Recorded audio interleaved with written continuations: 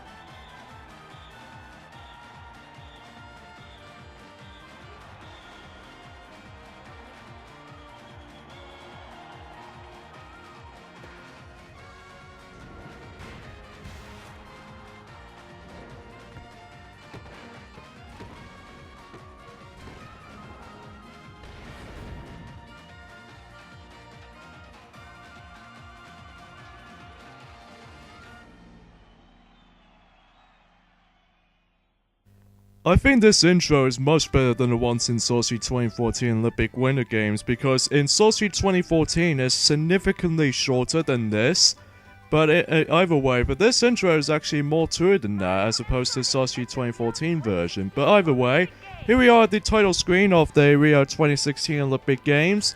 Now, different from the other Olympic Games during the past, like Beijing 2008, Vancouver 2010, London 2012, and even Sochi 2014, that the main menu is actually cut off as you actually going to be controlling your Mii, specifically if you actually just assign your profile onto the Wii U console.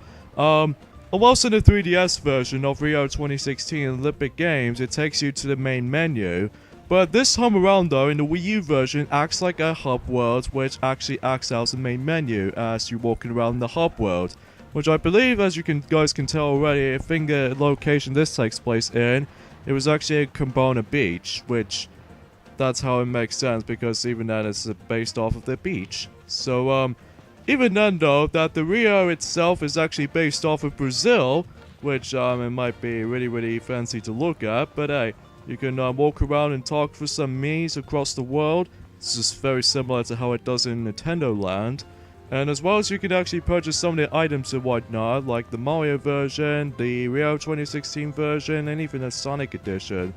But in order to unlock those, by the way, when you start the game off, that you can't necessarily unlock everything, because in order to actually get those types of item stands, is that you're gonna have to play the game a lot, especially for a long period of time.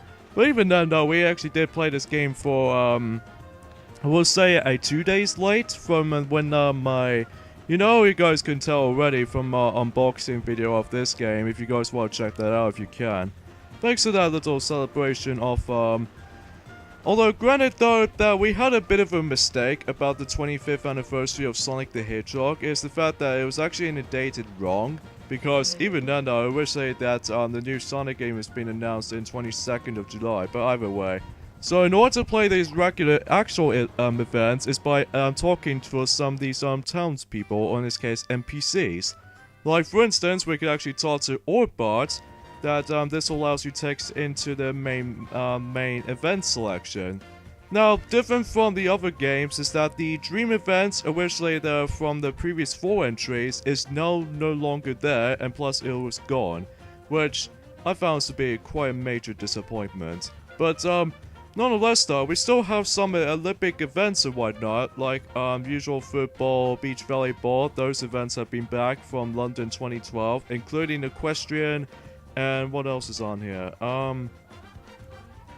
I think that's it for the most part. Well, at least as far as what I was going to be saying right here. So, new events such as like gymnastics, which is basically rhythmic gymnastics or rhythmic clubs. Was in the 3DS version, it was actually hoop. And another cool events that was actually introduced in the console treatment. Yeah, after all, that the first Olympic Games, especially the 3DS installment of London 2012, actually has BMX or the bicycle events. But even this time around though, we actually have BMX and boxing in the actual console game, which is actually kind of surprised. So you know, the other events like 110-meter hurdles and what else is on here? Hammer throw, long jump. Well, long jump was only makes an appearance in the 3DS version, including the 110-meter hurdles. But other events like trampoline and hammer throw and all that kinds of shenanigans, and predictably fencing as well, is no longer there either, which is kind of sad. But either way, and if you guys can tell in the intro to the game, that since Mario and Sonic at the Olympic Winter Games in Vancouver 2010 version, that this game actually not only has quite a few characters, but 7 each of the Mario and Sonic characters, all in brand new. So in this case, you're actually going to be encountered with 14 new playable characters, specifically on the Wii U version, and I believe in the 3DS version actually contains 20 new playable characters. But we'll explain more about the character rosters later for the 3DS version, but either way, so here we have ourselves. You still be playing as your traditional 20 original characters, and also you can play as your Mii. But then, either way, you can actually play as the newcomers into the playable character roster, like Jet for instance. Yeah, Jet was no longer going to be a rival this time around though, unlike the ones in Sochi 2014, London 2012, and I'm guessing the Olympic Winter Games, the original. So yeah. Unfortunately though, for those of you who already know this already, is that you can't actually play as the new characters in all of those events. Instead it was actually placed as in just only one event, which is kind of unfortunate as well. But either way, so you have newcomers like Jet was actually exclusive to football, Rugby Sevens was actually a new event introduced in this game. And then like even then we got Diddy Kong in Rugby Sevens. And Rouge was on the beach volleyball or beach volleyball, and in BMX we have ourselves Wave the Swallow from the Babylon Rogues, which is really weird to actually have her as that as a new playable character and all that. And then we also have Nabbit from 100 meters, Espio from triple jump. After all that, he was actually the host on during the previous entries, in specifically in track and yard events in the London 2012 and all that, and also the Olympic Winter Sochi 2014 Olympic Winter Games that he's using a camera to actually post on Miiverse and all that. And as well as you have Windy from swimming, and we have Zavok from boxing match, which is kind of weird to actually putting the Koopaling as a playable character in this game, as well as the Deadly Six. Or one of the Deadly Sixes, I should say. There's Larry from Equestrian. Gymnastics, surprisingly, that Rosalino actually makes her a phrase, which is kind of cool. And 4x100 meter relay, we got ourselves Toad in a phrase. However, Toad was actually only exclusive to the Wii U version. However, the 3DS version does not contain Toad as playable character though, so just keep that in mind. Unless if you buy both versions of the game, just a matter of fact. We also have a devastating dry Bowser, and then surprisingly enough though, that we actually have Styx in this game. Seems pretty weird, because even then though, she's only constantly made her appearance in Sonic Boom as for the TV series, including the video games as well. So, and lastly, we have Zaz from the table tennis event. So yeah, it's kind of weird. So, anyway, and also it's quite cool at the same time. So, yeah, let's just go ahead and set our difficulty to extra hard. What we're actually going to be talking through, the first event we'll be showing for this video is Rugby Sevens, which is firstly introduced in this game. So, yeah, so let's get started then. So, let's go ahead and select one of our teammates. However, we're going to have to pick 4 of them for the time. So, let's go ahead and pick... for starters, we'll just have to pick with Mario, and also we might actually play with Luigi as part of my the plumber brother, and I'll just pick as myself and Shadow for just an ultimate faker. That's all there is to it. So Rugby Sevens takes place in Dutro Stadium, which I believe it was the outdoor sport. However, since the Rugby Sevens was actually quite a violent looking sport in a real reality, but either way. So before when you start the game off, that you can either press the minus button so that you can actually tells you how to play the game and how the rules explanation works in this game, and how the controls worked out for the Wii U gamepad and also the Wiimote on its own. However, there's no nunchuck support this time around, which I don't know why that took that out, since Sochi 2014 Olympic Winter Games. And also, you can actually play as Boom Booms, group of Boom Booms, and specifically in this event, including the dual versions as well. Yeah, the Dream Events is no longer there; it's been replaced by dual modes instead, which I don't know why they actually just took out the Dream Events to begin with. I was so originally going to be hyping for this if they not took away these Dream Events. But sadly, that's the case. So either way. Speaking of control methods in the Rio 2016 Olympic Games, is that unlike the previous entries that you do have the motion controls to actually work on with in certain events, this game completely removes the motion controls tradition. Instead, it's being replaced as a button input and even control inputs for the Wii U gamepad, as well as the Wii Remote on its own. Which again, it kind of removed the nunchuck support this time around, which kind of reminds me like how it does in Mario Party 10 and stuff like that. As far as the Peggy system in this game is also in Peggy 7, at least in UK, similar to how it does in Mario Party 10, by the way. Let's see if I can get this. Yay!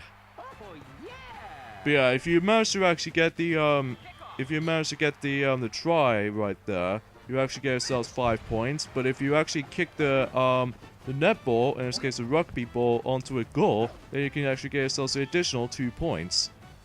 Occasionally, you might actually come across into squirm or shoving the rugby ball every once in a while, because basically this is how this works. Basically, we're gonna have to like, it's all about mostly for skills and strategy. So that this game is heavily influenced by skill and strategy, because sometimes though that some of the computer opponents get in your way, you're gonna have to press the B button, and then sometimes you actually press the L button to jump, and then just essentially if you jump over the opponents, assuming if you actually let your rumble function or the rumble vibrating is active, specifically when you're actually using the Wii U gamepad, that way that you can actually retain a boost. I'm quite surprised actually, since since London 2012 Olympic Games back on the Nintendo Wii, that this game is actually runs at 60 frames per second. Granted, you can't really see the 60 frames per second. Currently right now, this was actually running 30 frames per second, which I kind of wish we could actually set up into 60 frames per second to make the quality even much better. So as you can see, that those two players, mainly the Egg Pawn and our team, mostly Shadow and the Boom Boom and all that, and Daisy as well, that if those two players actually kept on like shoving against each other, they actually come across into a scrum, and then if you actually tap the A button rapidly, then you can actually just pass the rugby ball to someone else, a part of your teammate, of course. So yeah, this event, in my opinion, was actually, this was actually probably one of my favorite events of the entire game. It's not just because of how, it's not overly sluggish or anything, or not just because of the motion controls is now removed. But also, it's really fun and chaotic at the same time. Like, even then, you can actually play as 4 of your players, similar to how it does it for football, which we'll get into now in a second, or later, and also the 4x100 meter relay, which we also want to get into later. So, either way. This game also influenced as the, it actually has the amiibo functionality, but we'll explain more onto that once we actually continue progression onto our Let's Play of this game, so, yeah. So the reason why we decided to go ahead and do this... Is it another scrum? I think it is. Are you kidding me? Okay, come on. Come on, boom booms. But yeah, you can also switch between boom booms and egg bonds from Sonic Heroes as a part of your extra 3 players. Because basically, this is how Rugby Sevens works out, is that you can actually take control of 7 playable characters, or 7 characters. So, as you can see, we're doing quite well for this event. Especially, we actually did usually selected the extra hard difficulty. That we seem to actually become quite alright and such. But one serious one note for is that the egg pawns, especially the other opponents, just doing really good at this, so yeah. In fact, that the 3DS version, just like how it does in Super Smash Bros. 4, that which was back in 2014, that on the 3DS version on Rio 2016 Olympic Games comes first to release on, and then the Wii U version afterwards. So similar to how it does it for, again, it kind of reminds me of something related to Super Smash Bros. 4 for the 3DS and the Wii U, when 3DS version of Smash 4 comes first, and then the Wii U version comes after, so similar to that release date system. So either way. So we'll talk more into that when we actually, I don't know, either way. In fact, Rugby Sevens was actually a really fun event, especially if you actually try to play this with 4 people, which that might seems to be understandable. Alright, let's see how we can actually... Nicely doubly. This game sadly does not support online play, unlike the ones in Sorcery 2014, which I found was really awesome when I first heard about it. But unfortunately, it did actually let the online mode not exist in this installment anymore, which, if it has that, then that'll just make the game even much more replay valuable. But sadly, it's not the case. So, Team Mario wins by actually obtaining 21 points in total. Well, the first 7 that we actually got from the first round, and then the other, which was 14 points from actually obtaining in the second round. And then as for Team Silver, which we're about to be competed against, actually has 5 points in the first round and then none from the second round. So either way, let's just do one short event until we actually end the episode here. So we're gonna have to change our CPUs back to hard mode, so we'll just have to figure it out right now. Since we're actually gonna be trying to actually play as the new playable characters into the series, let's go ahead and select for BMX and whatnot. Let's go for a new playable character in the series, which was I don't really know. Tell you what, let's select Way for this event. Good idea.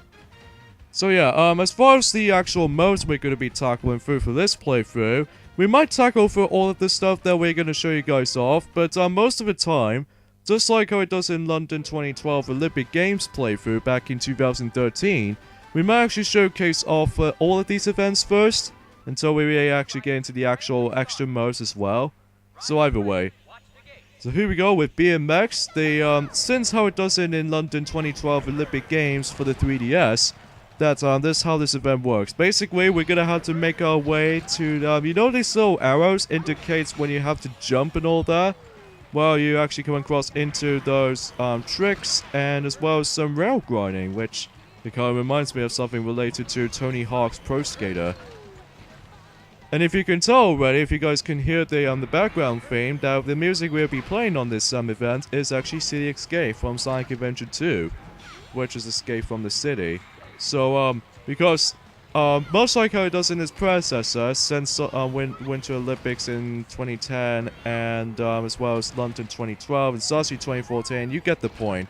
that the customizable music do make a return in the game, just like in its predecessor.